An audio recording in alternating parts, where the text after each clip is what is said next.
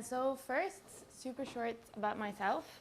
I studied art, fine art photography at Glasgow School of Art and took my bachelor degree there, and I did some other things as well. So I'm sort of educated as a contemporary artist, and the first thing I thought about when I was asked to do this, and they told me that the theme was space, which is sort of vague and everything and nothing.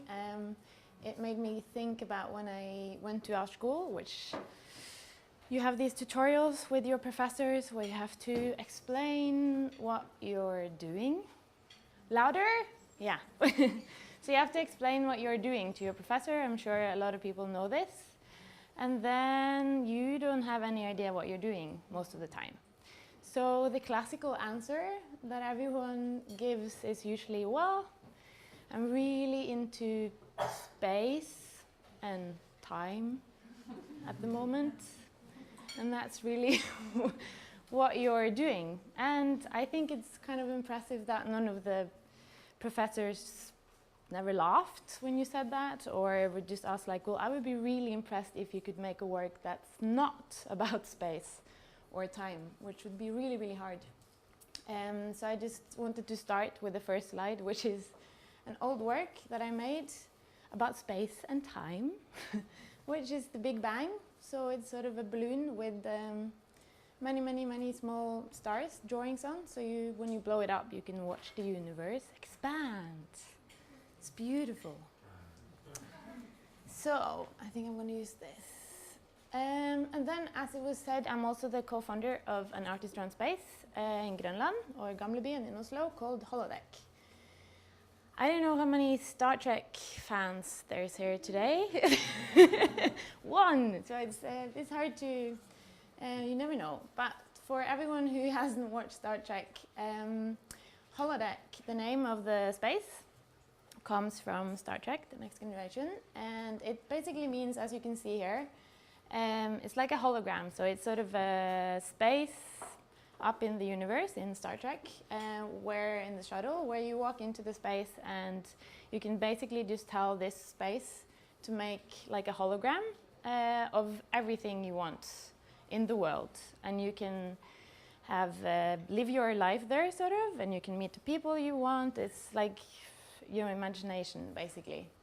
And then we thought it would be nice. It's sort of related to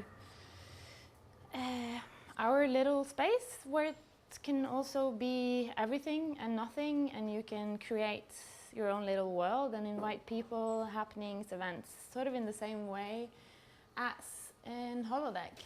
But it's the reality doesn't look the same. It looks like this. So that's me painting the floor of our tiny little 14 square meter space in Oslo. And we thought that we wanted to sort of challenge ourselves. Finding a space that might not look so beautiful. It's moldy, it's dark, you can't really be there for many hours at the time. But we wanted to experiment thinking that even though the space is really small, has a lot of challenges, it's all about the content that you do with the space. So we thought that we should just have this little space, which is now inside another space called No Place. It's a bit of a mindfuck, and it really, really works well, because if you have established artists, for them it feels like kind of a freedom, because it's not like a huge institution, it's not so scary, and for them it makes them experiment a lot more. And for unestablished artists, it's not as scary as well, because it's not as big and it's not a big institution, so it works in both ways really, really well. It's sort of, we used to be in another space before, which is by Sofienberg in Grünerløkka, and it's really interesting to see how, when we moved, what changed and what did not change. First of all, of course, the audience, when you're at Grünerløkka, it's really different, and we had like a nicer space, cleaner space, and with a huge window out on the street level, and it was more wider and more nicer. So the artists that came there, they really made an installation that was beautiful from the street, and you can just watch the exhibition from the street, basically. And when we moved here to a more shittier space in Grønland, the artwork also seemed to change a lot, because there's no window from the street, and the artists have to think differently when the space changed. But some things didn't really change as well, and it's really interesting to see how space can change some things, but some things will always remain the same. And I wanted to just give you a few examples of some spaces that have really big limitations when it comes to space, for example. Some funny examples. I don't know if you heard of this, it doesn't exist anymore, but it's this art project called Planka, which was Sverre Strandberg and Anna Daniela, that basically had a shelf in their flat, their artists. And they had like a board, a normal shelf in their flat, and they wanted to curate exhibitions on the shelf. So they started to curate some exhibitions, and they had maybe invited 5 or 6 artists every time that put one object on top of the shelf. And they did that. It was a huge success, and tons of people came to their flats and saw these exhibitions on the shelf. And then after 5 times of doing that, Anna wanted to curate a group exhibition in the forest. And then one of the artists wanted to exhibit the shelf, the board in itself, as an art object. So it was taken down from the flat, and the board itself was exhibited in the middle of the forest, becoming something else. And then it was bought by U.F.O, another institution that thought that was a great artwork. So they bought the shelf, and they gave it the shelf as a present to another lady when she was leaving U.F.O, and they gave it as a present because she was moving to Tromsø to work at the Art Academy in Tromsø. And she brought with her the shelf to Tromsø, and she started to do the same exhibitions in Tromsø called Planka Tromsø, curating exhibitions on top of the shelf. But then the 2 artists in Oslo missed their nice little shelf, so U.F.O decided to sponsor them with a new shelf, which is basically just a normal wooden board you can buy at any store. So they got a new shelf up in their flat, and that was sort of the end of this nice little exhibition space. And that's one example of what you can do. And it can also, even these small, tiniest projects can have a huge impact, even though it has its limitations.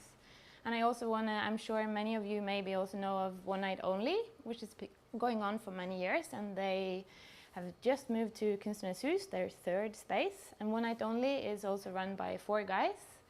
And it's basically just that everyone can apply to exhibit. And if you get in, you exhibit, but it's one night only, meaning you come in the daytime, you put up your work, you have the opening, you have some free food, and it's super nice, and then you take down your artwork again. It's a really, really nice concept that works really well, and it's also sort of similar things in Berlin and London and New York, and it's a great success.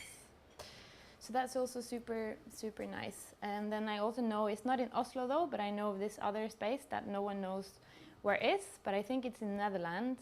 But the space is basically that 2 curators invites artists to come and have and install an exhibition. You get blindfolded, you come to the space as an artist, you install your exhibition in this white cube. There's 4 cameras that are pointed always, every exhibition at the same points in the room, and then they photograph and document the exhibition. And there is never anyone that's been to the space, but the exhibition, the documentation of the exhibitions is also always put on this beautiful website. But no one really knows what it is, but the exhibition still exists, and they're really, really nice. And then, let me see, oh, sorry.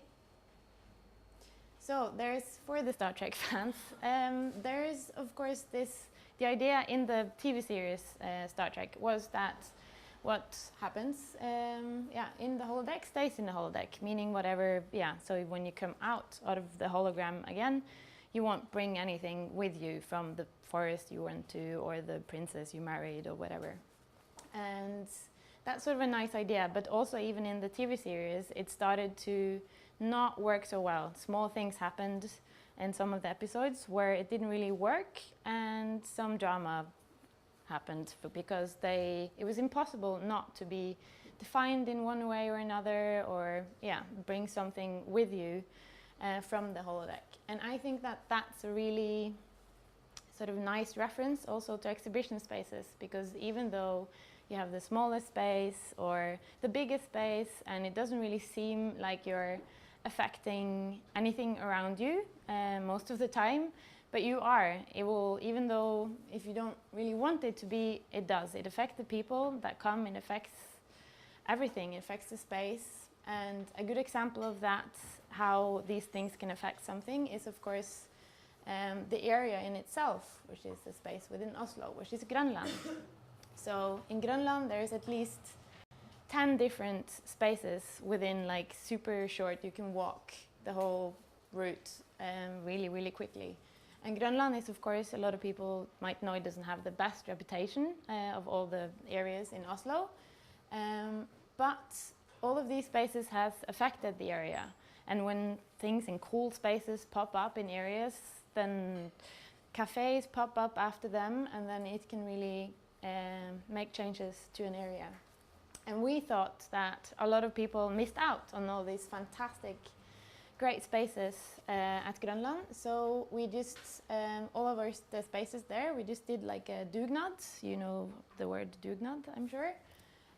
So for the first time this year, we created Oslo Gallery Weekend, where it was basically just a simple website, a map that people could print out and follow.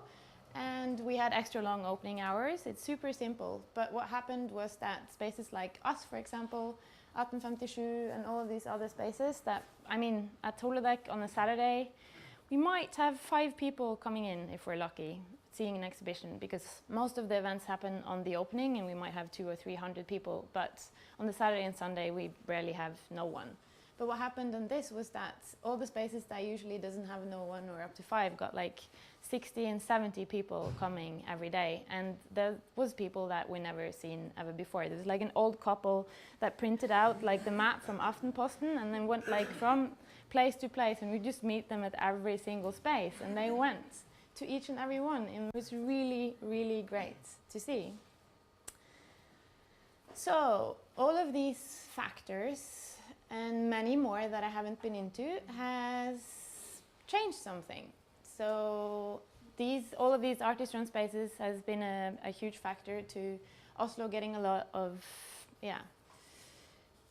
a good reputation when it comes to the art scene. So the Wall Street Journal had recently this really nice article about, is Oslo the next art capital? There was a really nice article in Freeze magazine lately, an Oslo City Report. So this is all really, really good, and it's something to be super proud of, and it's so exciting, and the contemporary art scene in Oslo is fantastic. But the problem is, of course, that many of you and other people have no idea about this. And what do we do about that? So that's the beginning of U.F.O. So first, for the Norwegian speakers, it does make sense, the title in Norwegian. It stands for Utstillingsguide for Oslo. In English, it doesn't make sense at all. It's just U.F.O.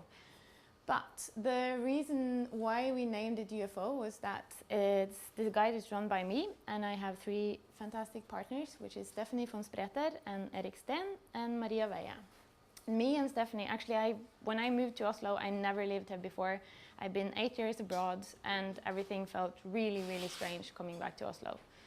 And being an artist, I felt that I should know everything about the art scene in Oslo, but it was really hard to find, and it was really, really hard not knowing anyone to figure out where to go and how to get to know people and all of these things. And for Stephanie, that came from Germany, and she moved here. She said that it felt like a weird bubble, this tiny little island, this city that felt really weird, and we thought that U.F.O. could be actually quite suitable for Oslo and the art scene in Oslo. Also because I personally think that it should be more humor in contemporary art. This is sort of my input to that. It should be more of that. So that's the beginning. And contemporary art in itself can, of course, for many people seem very scary and weird. So that's also kind of fitting. So that made us start the U.F.O guide, which is the guide that you have in front of you. That's the latest issue. It comes out 4 times per year. So it's this and these ones plus the ones you have on your table. We think that when it comes to contemporary art and we want to sort of change people's attitude to not think that it's so scary, not think that it's something that's unavailable and not for you.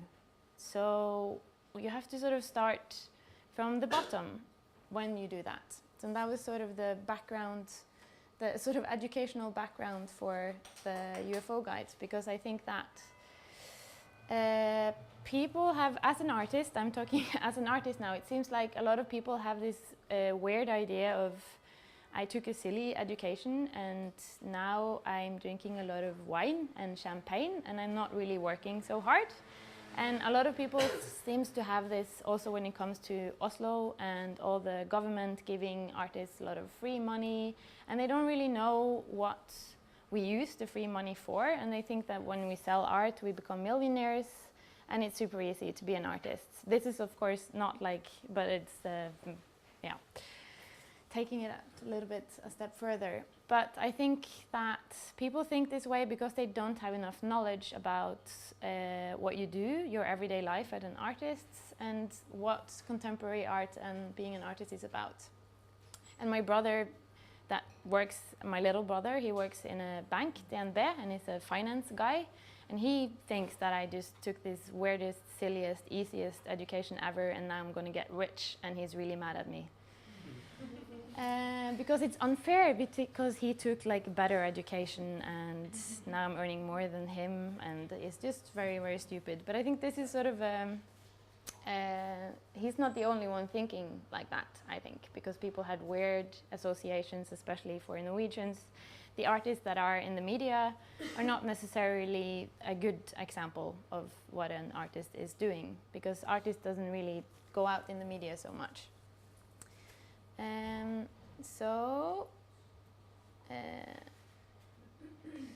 The criticism has always been that contemporary art is so unavailable, and we really, really want to change that. And I don't know, I tried to think about this from another perspective, not because it's easy for me to say, being an artist. So I tried to sort of picture that, say that I wanted to be super interested in something that I didn't have any knowledge about. So I wanted to go to a jazz concert, for example, and I don't know anything about jazz. But it seems fairly interesting, so I just pick up a program and I find something and I go to a scene or a concert place and I go to a jazz concert. What would probably happen is that I would feel kind of outside of something, I think, and people will probably clap at weird places, and when I clap they will just not think that I'm clapping at the right places and laugh at me, and they would shout bravo when I don't understand why, and I would probably feel a little bit as an outsider. And I think, but that might be that I'm thinking highly of myself, I don't know, but I think that I wouldn't be angry at the jazz musicians for not communicating it in an easier way for me that didn't have any knowledge. And I'm just saying this because I have so many friends that go to contemporary exhibitions and they somehow expect, and they get angry and upset because they don't understand anything. And I think it's sort of like important to remember that the artists exhibiting at these places actually have at least 8 years education. And it is a knowledge, and it is like something that's important to also respect. And there's sort of this middle way where it shouldn't, if we start to sort of lower the contemporary art for everyone to understand, this will sort of harm the quality of the contemporary art. So I think we have to start from not with changing the contemporary art, of course, but changing people's knowledge and attitude towards it, so they don't feel like it's scary walking into a gallery. And even though they walk in and they might not understand everything, it's okay still. And I know that Bergen it's a good example of that they sort of changed something. They wanted to be this new cultural city in Norway, and they did so many great things. And for example, they have Carte Blanche. I don't know if you have this contemporary dance company called Carte Blanche that's based in Bergen, for example. And I have family and friends, they're not interested in contemporary anything, but every time Carte Blanche has like a new something, they go to it. It's just become like a ritual, and they're so proud of the museums. They're so proud of what their city has made. So even though they're not really interesting, they just go to everything, and they might not understand it, but they take it as a nice experience. They I don't think they sort of go to the dance and then understand everything in the same way as a dancer would do, but they still go and they look upon it as a really nice experience. And that's what I want people to do in Oslo as well. To do more of that, to not be afraid of doing things they don't have any knowledge about. So I'm just going to quickly also have the guide in front of you. So basically my what I want to say is that it's so easy for us being in this scene and space of contemporary art to sit on the fence and be angry of everyone's ignorance and stupidity of why they don't understand and why they don't come and see the exhibitions. But I think that we have to take, as an artist and from this art scene, we have to take our responsibility as well, instead of always complaining that it's everyone else's fault. So, and I also think that when I moved to Oslo and I was trying to orient myself in this contemporary art field, and it was so invisible, and I think it's stupid to say that people should just be curious enough to find everything themselves. If you don't have the map, then it's really, really difficult to explore the territory. So this is basically what we wanted to make. It's we wanted to be like a map for you guys to go into the contemporary art scene. So what is really important about this guide, there's also another guide called Listen, and it could be nice to use them, but it's not in English though, ours is bilingual. But it could be nice to use both, but what is important with our guide is that it's made so that even if you don't know enough about the spaces, we have like a jury that curates the spaces into the guides.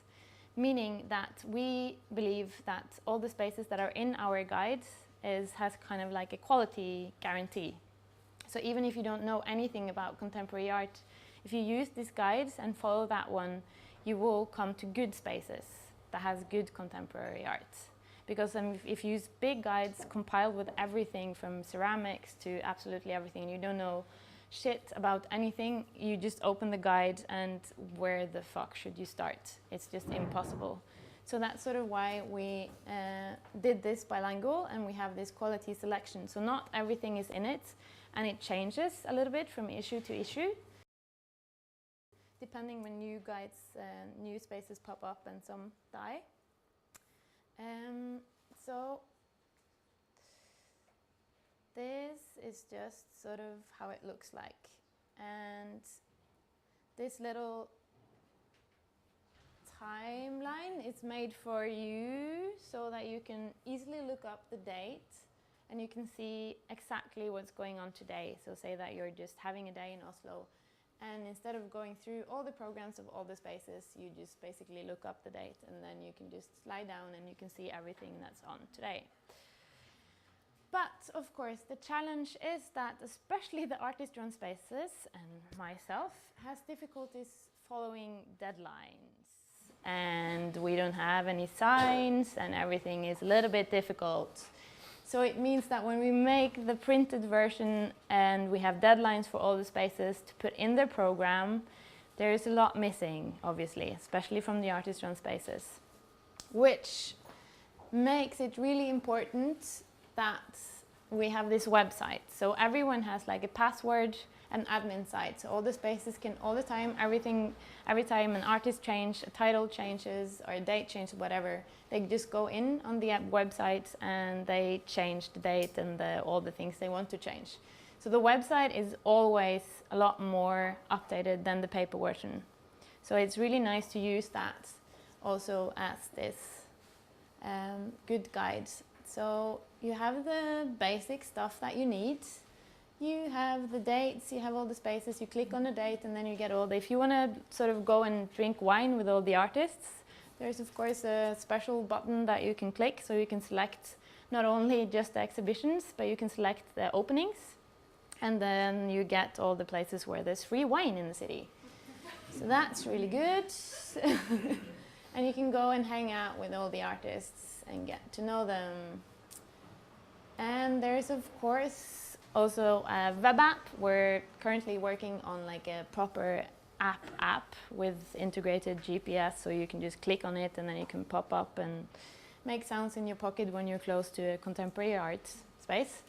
And all of those things, but for now you can just go to the website and you can install the web app on your iPhone or iPad or all of those thingies. Yeah, and then of course we do this, we all four of us do this next to our other full-time jobs. So it's like a dugnad that we do when you have spare time, but we do have to pay for stuff. So we have some ads in the back of the guide that makes us print it. And also we have like every space, the bigger institutions, museums have to pay 900 kroners to be in it. And the artist-run spaces have half price since they don't have any money. So they pay 450, but currently that's sponsored by Norsk Kulturråd, so they are in it for free because the artists run scene is really, really important, and if they have to pay, they probably will say no to be in the guide. So that's really, really good. And that's a cute picture of us. And that's U.F.O. And then I just wanted to put up a picture of the soundtrack of today, which is Space is the Place. And then now I think that that was sort of me for now, and then you can ask me all the stupid questions or good questions that you have about anything. Space, Star Trek, contemporary art, U.F.Os. It's there. It's good. So thank you.